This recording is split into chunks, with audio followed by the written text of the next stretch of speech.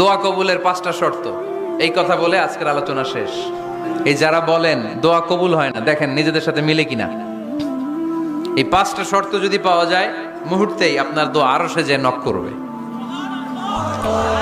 1 number শর্ত আকলুল হালাল, হালাল খাওয়া। কি খাওয়া? আমরা দুইটাই খাই, হালালও খাই হারামও খাই। বেশি খাই কোনটা? হ্যাঁ, কি খান? আমি কই নাই কিছু, আপনারাই কইছেন। নিজের উত্তরে নিজে ধরা না।